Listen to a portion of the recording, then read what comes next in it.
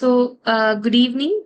Today we'll be having a session on the topic pulp and pulp pathologies. Pulp is not something new to us. നമ്മൾ pulp യൂജി തുടങ്ങിയ കാലം മുതൽ കേൾക്കുന്നതും കാണുന്നതുമായ ഒരു സംഭവമാണ്. സോ നമുക്ക് ഇന്ന് പൾപ്പിനെ കുറിച്ച് കുറച്ച് എക്സ്ട്രാ ഡീറ്റെയിൽസ് അറിയാം. So these are the contents of our class today. To begin with, what is a pulp? Pulp is a connective tissue, a soft connective tissue of mesenchymal origin occupying the central position of the tooth. And it is similar to any other connective tissue in our body, except that it has a highly sophisticated layer of odontoblast. And cells of the pulp include odontoblasts, dendritic cells, fibroblasts, macrophage, lymphocytes, and mast cells.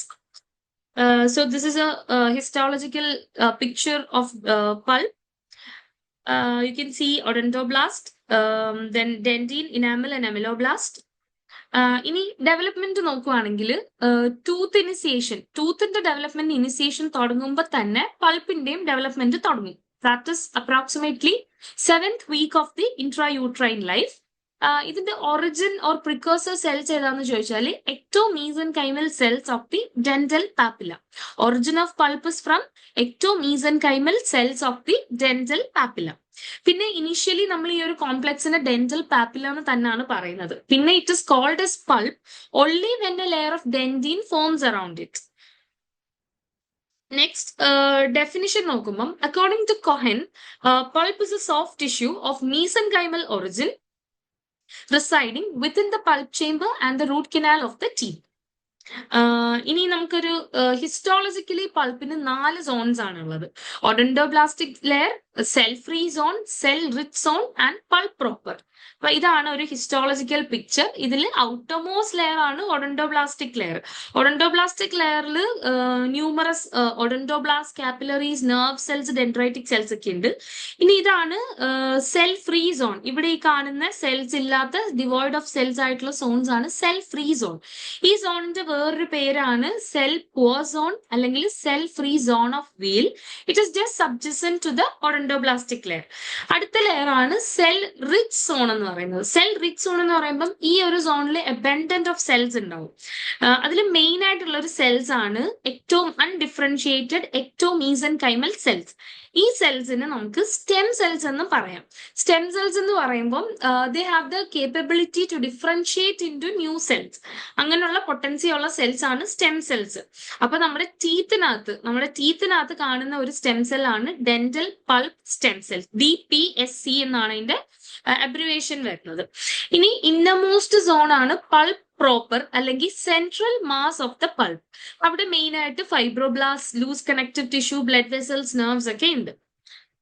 ഇനി നമ്മുടെ പൾപ്പിന്റെ ഒരു unique feature എന്താന്ന് വെച്ചാൽ എന്ത് type of stimulus പൾപ്പിൽ വന്നാലും അത് pain ആയിട്ടാണ് pulp perceive ചെയ്യുന്നത്. അപ്പം ഈ പെയിൻ ആയിട്ട് ഇത് പെർസീവ് ചെയ്യാൻ കാരണം പൾപ്പിൽ ഒരുപാട് നെർവ് ഫൈബേഴ്സ് ഉണ്ട്. ഈ നെർവ് ഫൈബേഴ്സ് ബേസിക്കലി 2 ടൈപ്സ് ആണ്, മൈലിനേറ്റഡ് ആൻഡ് അൺമൈലിനേറ്റഡ്. ഇതില് മൈലിനേറ്റഡ് എന്ന് പറയുമ്പം എ ഡെൽറ്റയും ഉണ്ട്, എ ബീറ്റയും ഉണ്ട്. ഇതില് A delta and A beta together ഒരു 20% കോൺസ്റ്റിറ്റ്യൂട്ട് ചെയ്യും. ഇനി അൺമൈലിനേറ്റഡ് ആവുമ്പോൾ അത് സി ഫൈബേഴ്സ് ആണ്.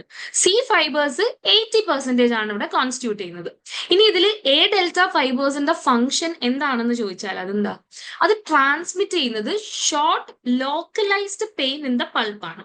ഇനി എ ബീറ്റ നോക്കുമ്പോഴോ, A beta will be transmitting mechanical, thermal and tactile sensation. നമ്മൾ സി ഫൈബേഴ്സ് നോക്കുമ്പോൾ they will be transmitting dull diffuse pain in the pulp. ഈ ടൈപ്സ് ഓഫ് പെയിൻ ഒക്കെ നമ്മൾ ഡീറ്റെയിൽ ആയിട്ട് ഡിസീസസ് ഓഫ് അല്ലെങ്കിൽ പൾപ്പ് പത്തോളജീസ് വരുമ്പോൾ discuss ചെയ്യും. ഇപ്പൊ ഏതൊക്കെ ഫൈബേഴ്സ് ഏതൊക്കെ ടൈപ്പ് ഓഫ് പെയിൻ ആണ് ട്രാൻസ്മിറ്റ് ചെയ്യുന്നത്, അല്ല അതിന്റെ ഫംഗ്ഷൻ എന്താണെന്ന് ഇവിടെ ജസ്റ്റ് ഒന്ന് നോട്ട് ചെയ്ത് വെക്കുക. Next, why is pulp unique? Pulp എന്തുകൊണ്ടാണ് യുണീക്ക്? കാരണം പൾപ്പ് അതിനൊരു കൊളാട്രൽ ബ്ലഡ് സപ്ലൈ ഇല്ല പൾപ്പിന്. പിന്നെ അനാറ്റമിക് ലിമിറ്റേഷൻ, അതായത് പൾപ്പിന് ചുറ്റും ഡെന്റീന, അപ്പൊ അതൊരു അനാറ്റമിക് ലിമിറ്റേഷൻ ആണ്. പിന്നെ inflammatory reactions will result in an increase in tissue pressure. അതായത് എന്തൊരു ഇൻഫ്ലമേറ്ററി റിയാക്ഷൻ പൾപ്പിൽ വന്നാലും അതൊരു ടിഷ്യൂ പ്രഷറിൽ ഒരു ഇൻക്രീസ് വരും. പിന്നെ it receives all type of stimuli as pain. എന്തൊരു സ്റ്റിമുലൈ നമ്മുടെ പൾപ്പിൽ വന്നാലും അത് പെയിൻ ആയിട്ടായിരിക്കും പെർസീവ് ചെയ്യുന്നത്. ഇനി ഫങ്ഷൻസ് ഓഫ് പൾപ്പ്. ബേസിക് ആയിട്ട് പറയുമ്പോൾ മെയിൻ 5 ഫങ്ഷൻസ് ആണ് പൾപ്പിനുള്ളത്. Nutritive, sensory, formative, defensive and protective. Nutritive എന്ന് പറയുമ്പോൾ പൾപ്പിലാണ് ബ്ലഡ് വെസൽസ് ഉള്ളത്. അപ്പൊ ബ്ലഡ് വെസൽസ് നിന്നാണ് നമ്മളെ ഡെൻസിനെയും പൾപ്പിനെയും സപ്ലൈ ചെയ്യുന്നത്. സെൻസറി നമ്മൾ പറഞ്ഞു, പെയിൻ, ടെമ്പറേച്ചർ, ടച്ച് എല്ലാം ട്രാൻസ്മിറ്റ് ചെയ്യുന്നത് പൾപ്പാണ്. പിന്നെ formative, maintenance and continued formation of dentin, reparative ഡെന്റിന്റെ ഒക്കെ ഫോർമേഷൻ നമ്മുടെ പൾപ്പിന്റെ സ്റ്റിമുലസ് കൊണ്ടാണ്. പിന്നെ ഡിഫെൻസീവ്, ഡിഫെൻസീവ് പറയുമ്പം ഇൻഫ്ലമേറ്ററി ആൻഡ് ഇമ്മ്യൂൺ റെസ്പോൺസ് ഒക്കെ ട്രിഗർ ചെയ്യുന്നത് പൾപ്പിൽ നിന്നാണ്. പ്രൊട്ടക്റ്റീവ് പറയുമ്പം development and formation of secondary and tertiary dentin which increases the coverage of pulp. അപ്പം പൾപ്പിന്റെ സ്റ്റിമുലസ് കാരണം secondary and tertiary dentins form ചെയ്യും ആസ് എ ഹോൾ. അപ്പൊ അത് പൾപ്പിന്റെ ഒരു കവറേജ് കൂടും. പിന്നെ ഇറ്റിയോളജി ഓഫ് പൾപ്പൽ ഡിസീസ്, അതായത് എന്താണ് നമുക്കൊരു പൾപ്പൽ ഡിസീസ് വരാനുള്ളതിന്റെ കോസ് ഓർ ഇറ്റിയോളജി. അത് അക്കോർഡിംഗ് ടു ഗ്രോസ്മാൻ 3 ടൈപ്സ് ആണ്. എന്തൊക്കെയാ? Physical, chemical, material. ഫിസിക്കൽ തന്നെ വീണ്ടും 3 ടൈപ്സ് ഉണ്ട്. Mechanical, thermal and electrical. Mechanical എന്ന് പറഞ്ഞാൽ എന്തൊക്കെ വരും? ഒരു ട്രോമ, അല്ലെങ്കിൽ നമ്മൾ normally wear of the tooth or crack tooth syndrome. Thermal ആവുമ്പോഴോ ഹീറ്റ് ഫ്രം ക്യാവിറ്റി പ്രിപ്പറേഷൻ, അതായത് എയർ വാട്ടർ വെച്ചിട്ട് നമ്മൾ ടൂത്ത് കട്ട് ചെയ്യുമ്പോൾ ഒരു ഹീറ്റ് ഡിസിപ്പിയേറ്റ് ആവില്ലേ, ആ ഹീറ്റ് കാരണം. അല്ലെങ്കിൽ സെറ്റിംഗ് ഓഫ് സിമെന്റ്, നമ്മൾ ഒരു എക്സോതെർമിക് റിയാക്ഷനിൽ വരുന്ന ഒരു സിമെന്റ് സെറ്റ് ആവുമ്പോൾ കുറച്ച് ഹീറ്റ് ഡിസിപ്പിയേറ്റ് ചെയ്യും. ആ ഹീറ്റ് കാരണം വേണമെങ്കിലും പൾപ്പൽ ഡിസീസ് ഉണ്ടാവാം. ഇലക്ട്രിക്കൽ, ഇലക്ട്രിക്കൽ എന്ന് പറയുമ്പോൾ എന്താ? ഗാൽവാനിക് കറണ്ട്, അതായത് ഡിസിമിലർ ആയിട്ടുള്ള ക്രൗൺസ് അല്ലെങ്കിൽ മെറ്റൽ റെസ്റ്റോറേഷൻസ് ഒപ്പോസിങ് ആയിട്ടുണ്ടെങ്കിൽ ഒരു ഗാൽവാനിക് കറണ്ട് വരാം. അത് കാരണം പൾപ്പൽ ഡിസീസ് വരാം. ഇനി കെമിക്കൽ നോക്കുമ്പോൾ ഫോസ്ഫോറിക് ആസിഡ്, നമ്മൾ സിമെന്റ് മിക്സ് ചെയ്യുന്നതിൽ ആ ലിക്വിഡ് കമ്പോണന്റിലെ ഒരു കോൺസ്റ്റുവന്റ് ആയിട്ട് ഫോസ്ഫോറിക് ആസിഡ് ഉണ്ടെങ്കിൽ അവിടെ കെമിക്കലി ഒരു പൾപ്പൽ ഡിസീസ് ഉണ്ടാവാം.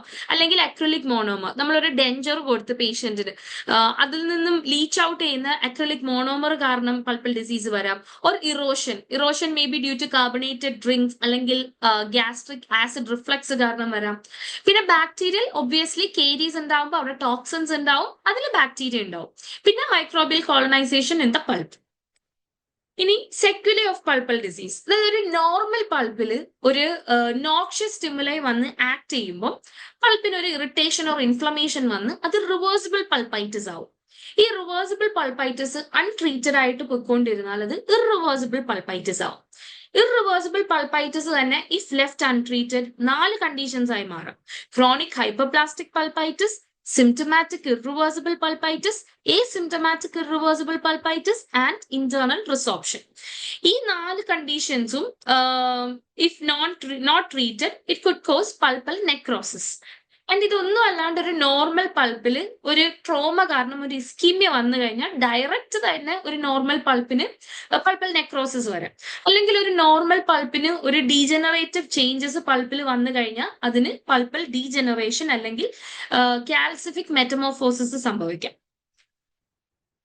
നെക്സ്റ്റ് നമുക്ക് ക്ലാസിഫിക്കേഷൻ. നമ്മളിവിടെ ഗ്രോസ്മാൻസ് ക്ലാസിഫിക്കേഷൻ ആണ് നോക്കുന്നത്.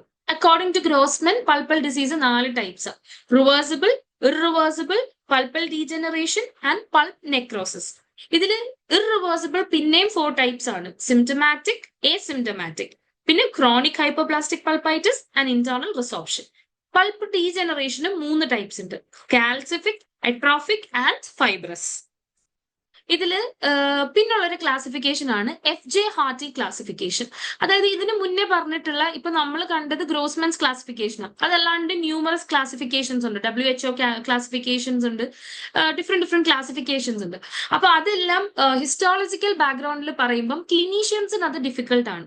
അപ്പൊ ക്ലിനീഷ്യൻസിന് വേണ്ടി ഒരു സിമ്പിൾ ക്ലാസിഫിക്കേഷൻ ഉണ്ട്. അതാണ് അതിൽ പൾപ്പിന് 3 കണ്ടീഷൻസ്, അതായത് it could be normal pulp, അല്ലെങ്കിൽ reversible pulpitis, irreversible pulpitis or pulp necrosis ഉണ്ടാവാം. പിന്നെ നമുക്കിനി ഓരോ കണ്ടീഷൻസ് ആയിട്ട് നോക്കാം. To begin with reversible pulpitis. Reversible pulpitis എന്ന് പറയുമ്പോൾ എന്താ? It is a mild to moderate inflammatory condition of the pulp caused by noxious stimuli in which the pulp is capable of returning to normal state following the removal of stimuli. അതായത് ഒരു നോക്ഷ്യസ് stimuli വന്ന് പൾപ്പിന് ഒരു inflammation ഉണ്ടായി. പക്ഷെ ആ stimuli നമ്മൾ remove ചെയ്യുമ്പം pulp വീണ്ടും നോർമൽ സ്റ്റേറ്റിലേക്ക് വരും. ചില പേഷ്യൻസ് വന്നിട്ട് കംപ്ലൈന്റ് ചെയ്യില്ലേ, ഫുഡ് കഴിച്ചപ്പോൾ ഫുഡ് കയറിയപ്പോൾ വേദന വന്നു, പക്ഷെ ഫുഡ് എടുത്ത് മാറ്റിയപ്പോൾ വേദന മാറി. അതായത് ആ സ്റ്റിമുലസ് റിമൂവ് ചെയ്തപ്പോൾ നോർമൽ കണ്ടീഷനിലേക്ക് പൾപ്പ് പോയി. അതിന്റെ ഇറ്റിയോളജി എന്തൊക്കെയാ? It could B caries, trauma, thermal injury, അല്ലെങ്കിൽ കെമിക്കൽ സ്റ്റിമുലസ്. ഇനി ഇതിന്റെ സിംറ്റംസ്, ഈ കണ്ടീഷൻസിലൊക്കെ സിംറ്റംസ് ഭയങ്കര ഇമ്പോർട്ടന്റ് ആണ്. കാരണം നമ്മൾ സിംറ്റംസ് വെച്ചിട്ടാണ് നമ്മൾ കണ്ടീഷൻസ് ഡയഗ്നോസ് ചെയ്യുക. അപ്പം ഈ സൈമൾട്ടേനിയസ്ലി ഉള്ള ഈ കണ്ടീഷൻ പെയിൻ നമ്മൾ എങ്ങനെയാന്ന് ചോദിച്ചാല് ഇതിന് ഷാർപ്പ് മൊമെന്ററി പെയിൻ ആയിരിക്കും, നോൺ സ്പോണ്ടേനിയസ് പെയിൻ ആയിരിക്കും. Also it terminates on the removal of the stimuli. നമ്മൾ സ്റ്റിമുലൈ മാറ്റുമ്പം ഓട്ടോമാറ്റിക്കലി പെയിനും സബ്സൈഡ് ആവും. ഇനി നെക്സ്റ്റ് ഇതിന്റെ ഹിസ്റ്റോളജി നോക്കുമ്പോൾ എന്താ? ഹൈപ്പറീമിയ ഉണ്ടാവും, അതുപോലെ റെപ്പറേറ്റീവ് ഡെന്റിന്റെ ഫോർമേഷൻ ബിഗിൻ ചെയ്തിട്ടുണ്ടാവും. പിന്നെ ഡയഗ്നോസിസ് ഒബ്വിയസ്ലി പെയിൻ വെച്ചിട്ടാണ്. ഒരു sharp and short duration pain ആയിരിക്കും. Also caused by cold and sweet stimulus കാരണമായിരിക്കും. ഇനി treatment, according to Grossman, reversible പൾപ്പൈറ്റിസിന്റെ ബെസ്റ്റ് ട്രീറ്റ്മെന്റ് മെത്തേഡ് എന്ന് പറഞ്ഞാൽ പ്രിവെൻഷൻ ആണ്. പ്രിവെന്റ് ചെയ്യുക, കേരീസ് പ്രോഗ്രസ് ചെയ്യാതിരിക്കാൻ. പിന്നെ അല്ലെങ്കിൽ നമുക്ക് ഒരു സെഡേറ്റീവ് ഡ്രസ്സിങ് വെച്ചിട്ട് ഒരു ടെമ്പററി ഫില്ലിംഗ് കൊടുക്കും. എന്നിട്ട് നമ്മൾ സിംറ്റംസ് സബ്സൈഡ് ആയി കഴിഞ്ഞാൽ പെർമനന്റ് റെസ്റ്റോറേഷൻ കൊടുക്കും. അല്ലെങ്കിൽ periodic care to prevent caries and even still pain persist, അത് ഇറിവേഴ്സിബിൾ പൾപ്പൈറ്റിസ് ആയി കഴിഞ്ഞിട്ടുണ്ടാവും. ഇനി ഇറിവേഴ്സിബിൾ പൾപ്പൈറ്റിസ് അതെന്ന് പറഞ്ഞാൽ ഒരു persistent inflammatory condition of pulp, symptomatic and asymptomatic, caused by a noxious stimuli. ഇതിന് രണ്ട് ടൈപ്സ് ഉണ്ട്. എന്തൊക്കെയാ? സിംറ്റമാറ്റിക്കും എസിംറ്റമാറ്റിക്കും. അക്യൂട്ട് പൾപ്പൈറ്റിസ് അല്ലെങ്കിൽ സിംറ്റമാറ്റിക് ഇറിവേഴ്സിബിൾ പൾപ്പൈറ്റിസ് എന്ന് പറഞ്ഞാൽ അത് ഒരു ക്രോണിക് ഇൻഫ്ലമേറ്ററി പ്രോസസ്സിന് അക്യൂട്ട് എക്സാസെർബേഷൻ വരുന്നതാണ് അക്യൂട്ട് പൾപ്പൈറ്റിസ്. അത് കേരീസ് നമ്മളെ ഡെന്റിൻ ബാരിയർ കഴിഞ്ഞ് പൾപ്പിലേക്ക് എത്തിയിട്ടുണ്ടാവാം, അല്ലെങ്കിൽ നമ്മൾ ക്യാവിറ്റി പ്രിപ്പയർ ചെയ്യുമ്പോൾ പെട്ടെന്ന് ഒരു പൾപ്പ് എക്സ്പോഷർ ഉണ്ടായിട്ടുണ്ടാവാം, ക്രാക്ക് ടൂത്ത് സിൻഡ്രോം ആവാം, അല്ലെങ്കിൽ anachoretic infection to the pulp ആവാം. ഇതിലേതെങ്കിലും കാരണം കൊണ്ടാവാം അക്യൂട്ട് പൾപ്പൈറ്റിസ് ഉണ്ടാവുക. ഇതിന്റെ ക്ലിനിക്കൽ ഫീച്ചേഴ്സ് എന്ന് പറഞ്ഞാൽ extremely sensitive to hot and cold stimuli ആയിരിക്കും. പിന്നെ short severe lancinating type of pain ആയിരിക്കും പേഷ്യന്റിന്. And the pain will persist even after the removal of stimuli. Increased night pain. അപ്പൊ നമ്മൾ അക്യൂട്ട് പൾപ്പൈറ്റിസിന്റെ ഒരു ഇമ്പോർട്ടന്റ് ഫീച്ചർ ആണ് നൈറ്റ് പെയിൻ. അതായത് പേഷ്യന്റ് വന്നിട്ട് ഇപ്പൊ പീഡിയാട്രിക് കേസിലാണെങ്കിൽ പേരൻസിന്റെ കംപ്ലൈന്റ് എന്തായിരിക്കും? കുട്ടി ഉറങ്ങിയിട്ട് എണീറ്റ് കരച്ചിൽ തുടങ്ങി പല്ല് വേദനയെന്ന് പറഞ്ഞിട്ട്, അല്ലെങ്കിൽ അവൻ ഉറങ്ങാണ്ട് കരയുന്നു. അത് കാരണം നൈറ്റ് പെയിൻ ഉള്ളത് കൊണ്ടാണ്. നൈറ്റ് പെയിൻ എങ്ങനെയാ ഉണ്ടാവുന്നതെന്ന് ചോദിച്ചാൽ നമ്മൾ പോസ്റ്റർ ഡിഫറൻസ്, നമ്മൾ അപ്രൈറ്റ് ആയിട്ടിരിക്കുന്ന ഒരാൾ പെട്ടെന്ന് ലൈ ഡൗൺ ചെയ്യുമ്പോൾ നമ്മുടെ ഇൻട്രാ പൾപ്പൽ പ്രഷറിന് ഒരു വേരിയേഷൻ ഉണ്ടാവും. ആ ഡിഫറൻസ് കാരണം വരുന്ന പെയിൻ ആണ് ഇൻക്രീസ്ഡ് നൈറ്റ് പെയിൻ. അപ്പൊ അത് നമ്മുടെ അക്യൂട്ട് പൾപ്പൈറ്റിസിന്റെ ഒരു ഇമ്പോർട്ടന്റ് ഫീച്ചർ ആണ്. പിന്നെ ഇതിന്റെ ഹിസ്റ്റോളജി നോക്കുമ്പോൾ നമ്മുടെ ഒഡോണ്ടോബ്ലാസ്റ്റിന് ഓൾറെഡി ഡിസ്ട്രക്ഷൻ സംഭവിച്ചിട്ടുണ്ടാവും at the pulp dentin border. അതുപോലെ തന്നെ moderate to dense infiltration of leukocytes ഉണ്ടാവും. ഇതിന്റെ ട്രീറ്റ്മെന്റ് എങ്ങനെയാന്ന് ചോദിച്ചാൽ പൾപ്പ് തെറാപ്പി ഉണ്ട്, drainage of exudates and extraction ഇതിലേതെങ്കിലും ഒന്നായിരിക്കും. പിന്നെ ക്രോണിക് പൾപ്പൈറ്റിസ് അല്ലെങ്കിൽ asymptomatic irreversible pulpitis. This is a low grade often persistent inflammatory reaction in pulpal tissue with little or no symptoms. ഇതിന് പേഷ്യൻസിന്റെ സിംറ്റംസ് ഭയങ്കര rare ആയിട്ടായിരിക്കും ഉണ്ടാവുക. ഇത് ഡെവലപ്പ് ആവുന്നത് എങ്ങനെയാന്ന് ചോദിച്ചാൽ ഓൾറെഡി ഒരു പൾപ്പൽ ഇൻഫ്ലമേഷൻ ഒരു ഇൻഫെക്ഷൻ എക്സിസ്റ്റ് ചെയ്യുന്നുണ്ടാവും, അതിന്റെ ക്രോണിക് ഇൻഫ്ലമേറ്ററി റിയാക്ഷൻസ് ആയിട്ട് വരാം. അല്ലെങ്കിൽ ഓൾറെഡി ഉള്ള അക്യൂട്ട് പൾപ്പൈറ്റിസിന്റെ ഒരു ക്രെസന്റ് സ്റ്റേജ് കഴിഞ്ഞിട്ടുണ്ടാവുന്ന പെയിൻ ആവാം ക്രോണിക് പൾപ്പൈറ്റിസ്. ഇത് അക്യൂട്ട് പൾപ്പൈറ്റിസിനെക്കാളുടെ ഒരു മൈൽഡർ സ്റ്റേറ്റ് ആണ്, എസിംറ്റമാറ്റിക് ആണ് ആസ് ദ നെയിം സജസ്റ്റ്. പിന്നെ ഇന്റർമിറ്റന്റ് ഡൾ ത്രോബിംഗ് പെയിൻ ആയിരിക്കും ഇതിന്റെ ഫീച്ചർ. നെക്സ്റ്റ് ഹിസ്റ്റോളജി നോക്കുമ്പോൾ ഇവിടെ ഇഷ്ടംപോലെ ബ്ലഡ് കാപ്പിലറീസ് ഉണ്ടാവും, സെല്ലുലാർ ഇൻഫിൽട്രേറ്റ്സ് ഉണ്ടാവും. ട്രീറ്റ്മെന്റ് ഇതിന്റെ either root canal treatment or extraction. Next condition ആണ് പൾപ്പ് പോളിപ്പ് അല്ലെങ്കിൽ chronic hyperplastic pulpitis. It is a unique form of pulpitis where the inflamed pulp, instead of perishing, instead of perishing by continued suppuration, reacts by excessive and exuberant proliferation. അതായത് ഒരു large open കേരിയസ് lesion കാണാം, അതിൽ നിന്നൊരു pinkish globule of tissue protrude ചെയ്യും from the pulp chamber. എന്നിട്ട് അത് ക്യാവിറ്റിക്ക് beyond ആയിട്ടും extend ചെയ്യും. പക്ഷെ അത് ബ്ലീഡിങ് ഉണ്ടാവില്ല. ഓൾസോ അതിൽ most affected teeth deciduous molars and first molars ആണ്. കോൺട്രിബ്യൂട്ടിംഗ് ഫാക്ടേഴ്സ് ഒരു ലോ ഗ്രേഡ് സസ്റ്റെയിൻഡ് ആയിട്ടുള്ള ഇൻഫെക്ഷൻ ഉണ്ടാവും, വൈഡ് ഓപ്പൺ കേരിയസ് ക്യാവിറ്റി ഉണ്ടാവും. ഇവിടെ ഹിസ്റ്റോളജിക്കൽ പിക്ചറിൽ കാണാം, നമ്മളെ ഡെന്റീൻ ഓർ ടൂത്തിന്റെ കേരിയസ് ടൂത്തിൽ നിന്നും പുറത്തേക്ക് ഒരു ഗ്രാനുലേഷൻ ടിഷ്യൂ പോലെ അത് പ്രൊട്രൂഡ് ചെയ്ത് നിൽക്കും. ഇനി ഇതിന്റെ ഡയഗ്നോസിസ് എന്ന് പറഞ്ഞാൽ പേഷ്യന്റിന് പെയിൻ ഉണ്ടാവില്ല, പക്ഷെ നമ്മൾ ആ ഒരു കേരിയസ് ലീഷൻ, ആ ഒരു പിങ്ക് ഗ്ലോബ്യൂളിന്റെ അവിടെ ഒരു പ്രോബ് വെച്ച് ഒന്ന് പ്രിക്ക് ചെയ്ത് നോക്കുക. പ്രിക്ക് ചെയ്തിട്ട് ജസ്റ്റ് ഒന്ന് ടച്ച് ചെയ്ത് നോക്കുമ്പോൾ അതിന് ബ്ലീഡിങ് ഉണ്ടാവും, മൈൽഡ് ബ്ലീഡിങ് ഉണ്ടാവും. ഇനി ഡിഫറൻഷ്യൽ ഡയഗ്നോസിസ് നോക്കുകയാണെങ്കിൽ ഒരു ടൂത്തിന്റെ അഡ്ജസന്റ് ആയിട്ടുള്ള ജിഞ്ചൈവയ്ക്ക് ഒരു അബ്നോർമൽ ഗ്രോത്ത് വന്ന് കുറച്ച് പ്രൊട്രൂഡ് ചെയ്ത് നിന്നാൽ നമുക്കതൊരു ഡിഫറൻഷ്യൽ ഡയഗ്നോസിസ് ആണ്. അതായത് ഒരു over growth of gingiva could be a differential diagnosis. Treatment എന്താന്ന് വെച്ചാൽ ഈ pinkish globule of granulation tissue നമുക്ക് ക്യൂററ്റ് വെച്ച് റിമൂവ് ചെയ്യാം. എന്നിട്ട് അത് റൂട്ട് കനാൽ ട്രീറ്റ്മെന്റ് ചെയ്യാം, ഫോളോഡ് ബൈ ക്രൗൺ അല്ലെങ്കിൽ എക്സ്ട്രാക്ഷൻ.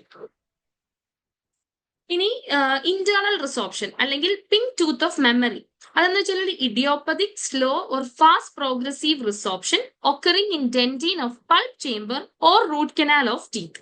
ക്ലിനിക്കൽ ഫീച്ചേഴ്സ് എന്ന് പറയുമ്പോൾ ഒരു ടീത്തിന് ഒരു പിങ്ക് കളർ ഹ്യൂ ആയിരിക്കും. ക്രൗണിൽ ഒരു നോക്കുമ്പോൾ നമുക്ക് ഇവിടെ ഈ പിക്ചറിൽ കാണുന്ന പോലെ ഒരു പിങ്ക് കളേർഡ് ആയിരിക്കും ടൂത്ത്. പിന്നെ this usually begins in the root. Radiographically നോക്കുമ്പം ഒരു ഒവോയിഡ് ട്രാൻസ്ലൂസന്റ് ഏരിയ, നമ്മൾ ഈ പിക്ചറിൽ കാണുന്ന പോലെ ഒരു ഓവൽ ഷേപ്പിലുള്ള ട്രാൻസ്ലൂസന്റ് ഏരിയ കാണാം, പക്ഷെ അതിന്റെ ഔട്ട്ലൈൻ ഒക്കെ ഭയങ്കര ഇൻടാക്ട് ആയിരിക്കും. അതിൽ റൂട്ട് കനാലിന് ഒരു ബലൂണിങ് എഫക്റ്റ് ആയിരിക്കും, ഒരു ബലൂൺ പോലെ ഒരു പ്രോമിനന്റ് ഒരു പ്രൊട്രൂബറൻസ് ഉണ്ടാവും. ഇനി ടു ടൈപ്സ് ഉണ്ട്, internal inflammatory resorption as well as internal replacement resorption. Inflammatory resorption പറയുമ്പം അവിടെ ഒരു ഇന്റൻസ് ഇൻഫ്ലമേറ്ററി റിയാക്ഷൻ ഉണ്ടാവും പൾപ്പിൽ. അതുപോലെ തന്നെ ഒരു സ്ഫെറിക്കൽ യൂണിഫോം എൻലാർജ്മെന്റ് ആയിരിക്കും ഈ പിക്ചറിൽ കാണുന്ന പോലെ. വേറാസ് ഇന്റേണൽ റീപ്ലേസ്മെന്റ് റിസോപ്ഷൻ ആവുമ്പം there will be absence of any inflammatory reaction. അവിടെ ഒരു ഇൻഫ്ലമേറ്ററി റിയാക്ഷൻസ് ഉണ്ടാവില്ല. Instead there is a granulation tissue, fibrous granulation tissue ഉണ്ടാവും. ആൻഡ് അതിന്റെ അപ്പിയറൻസ് എങ്ങനെയാന്ന് വെച്ചാൽ ഒരു ectopic bond like calcified mass ആയിരിക്കും. ഇനി ഇതിന്റെ treatment is extirpation of pulp followed by an endodontic therapy. പിന്നെ നമ്മൾക്ക് ഇതിൽ പെർഫറേഷൻ, കനാലിന് പെർഫറേഷൻ വന്നു കഴിഞ്ഞാൽ പിന്നെ എക്സ്ട്രാക്ഷൻ മാത്രമേ ചെയ്യാൻ പറ്റൂ. ഇനി pulp necrosis or pulp death, it is a condition following untreated pulpitis. Pulpitis treat ചെയ്യാതെ പ്രോഗ്രസ് ചെയ്ത് കഴിഞ്ഞാൽ പൾപ്പ് നെക്രോസിസ് വരാം. ഇവിടെ പൾപ്പ് നോൺ വൈറ്റൽ ആയി കഴിയും. നമുക്ക് ഈ പിക്ചറിൽ കാണുന്ന പോലെ തന്നെ ഡിസ്കളേർഡ് ആവും പല്ല്, ഒരു ബ്രൗൺ ടു ബ്ലാക്കിഷ് ഹ്യൂ വരും. Treatment is either pulp therapy followed by a crown അല്ലെങ്കിൽ എക്സ്ട്രാക്ഷൻ. ഇനി പൾപ്പൽ ഡീജനറേഷൻ. പൾപ്പൽ ഡീജനറേഷൻ എന്ന് പറഞ്ഞാൽ ഇത് ഓൾഡ് ഏജിൽ യൂഷ്വലി ഉണ്ടാവുന്ന ഒരു കണ്ടീഷനാണ്. ഇതിന്റെ കോസസ് എന്തൊക്കെയാണെന്ന് ചോദിച്ചാൽ അബ്രേഷൻ, നമുക്ക് faulty tooth brushing techniques, horizontal brushing ഒക്കെ കാരണം നമ്മുടെ ടൂത്തിന്റെ ഗംസിന്റെ അവിടെ ഒരു അബ്രേഷൻ ഉണ്ടാവും, സർവൈക്കലി അബ്രേഷൻ. അല്ലെങ്കിൽ ഡെന്റൽ ഇറോഷൻ, ഒരുപാട് കാർബണേറ്റഡ് ഡ്രിങ്ക്സ് കുടിക്കുന്ന ആൾക്കാർക്കോ അല്ലെങ്കിൽ ജേർഡ് പോലുള്ള കണ്ടീഷൻസിൽ സ്റ്റൊമക്കിൽ നിന്ന് ആസിഡ് റിഫ്ലക്സ് വരുന്നവർക്കൊക്കെ ഡെന്റൽ ഇറോഷൻ ഉണ്ടാവും. അല്ലെങ്കിൽ അട്രീഷൻ, അതായത് ബ്രക്സിസം അല്ലെങ്കിൽ night grinding, bruxism or night grinding ഒക്കെ ഉള്ള ആൾക്കാർക്കും അട്രീഷൻ ഉണ്ടാവും. ഇനി ഇതിന്റെ 3 type, calcific, atrophic and fibrous. Calcific എന്ന് പറയുമ്പം ഇതില് പൾപ്പ് ടിഷ്യൂവിന് ഒരു കാൽസിഫൈഡ് മെറ്റീരിയൽ വന്ന് റീപ്ലേസ് ചെയ്യും. അട്രോഫിക് ആകുമ്പോൾ എന്താ, ഒരു വേസ്റ്റിംഗ് ഡിസീസ് ആണ്. ഓൾഡ് ഏജ് ആകുമ്പോൾ ടൂത്തിന് വേറെ വരുന്ന ഒരു കണ്ടീഷൻ. ഇനി ഫൈബ്രസ് എന്ന് പറഞ്ഞാൽ നമ്മുടെ ടൂത്തിന്റെ നോർമലി ഉള്ള എലമെന്റ്സിനൊക്കെ ഒരു ഷിഫ്റ്റ് വരും. അതായത് അതിന്റെ ക്വാണ്ടിറ്റിയിലും ക്വാളിറ്റിയിലും റേഷ്യോയിലും ഒക്കെ ഒരു ഡിഫറൻസ് വരുന്നതാണ്. അതായത് tooth materials will be replaced by fibrous tissues. ഇനി കാൽസിഫിക് ഡീജനറേഷൻ തന്നെ പിന്നെയും 3 ടൈപ്സ് ഉണ്ട്, dystrophic, diffuse and denticles or pulp stones. Dystrophic എന്ന് പറഞ്ഞാൽ എന്താ, അതിൽ deposition of calcium salts in dead or degenerated tissue. നമ്മളുടെ ഡെഡ് ഓർ ഡീജനറേറ്റഡ് പൾപ്പൽ ടിഷ്യൂവിൽ കാൽഷ്യം സോൾട്ട്സ് വന്ന് ഡെപ്പോസിറ്റഡ് ആകുമ്പോൾ അത് ഡിസ്ട്രോഫിക് കാൽസിഫിക് ഡീജനറേഷൻ ആവും. ഇനി ഒരു റൂട്ട് കനാലിൽ കുറച്ചുകൂടെ ലോങ് ആൻഡ് ഫിബ്രിലാർ ആയ ഒരു ഡെപ്പോസിഷൻ ആണെങ്കിൽ അത് ഡിഫ്യൂസ് കാൽസിഫിക് ഡീജനറേഷൻ ആയിരിക്കും. പിന്നുള്ളത് ഡെന്റിക്കിൾസ് അല്ലെങ്കിൽ പൾപ്പ് സ്റ്റോൺസ്.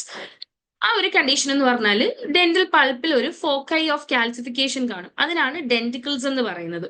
അത് നമുക്ക് രണ്ട് ടൈപ്പിൽ ക്ലാസിഫൈ ചെയ്യാം. ഒന്ന് ബേസ്ഡ് ഓൺ ലൊക്കേഷൻ അല്ലെങ്കിൽ based on structure. Based on location പറയുമ്പോൾ it could be either attached, embedded or free. Attached എന്ന് പറഞ്ഞാൽ എന്താ? Pulp stone will be seen partly in pulp and partly in dentine. ഇനി embedded ആവുമ്പോഴോ അത് ഫുള്ളായിട്ടും ഡെന്റീനിൽ തന്നെ ആയിരിക്കും. Free ആവുമ്പം ഇത് ഫുള്ളായിട്ടും പൾപ്പിൽ തന്നെ ആയിരിക്കും. ഇതാണ് 3 ടൈപ്പ്. ഇനി സ്ട്രക്ചർ വെച്ചിട്ട് ട്രൂ ഉണ്ട്, ഫോൾസും ഉണ്ട്. ഫോൾസ് ആണ് നമ്മൾ കൂടുതലും കാണുന്ന വേരിയന്റ്. ഇത് formed of dystrophic calcification. Dystrophic calcification കാരണം ഒരു സ്റ്റോൺ വരുന്നതാണ് ഫോൾസ്. ട്രൂ എന്ന് പറഞ്ഞാൽ കാൽസിഫൈഡ് മെറ്റീരിയൽ അല്ല, ഡെന്റൽ ടിഷ്യൂസ് തന്നെ ഫോം ചെയ്യുന്നതാണ് true pulp stones. So that ends our today's session on pulp and pulp pathology. I hope you're all clear with the topic. And thank you.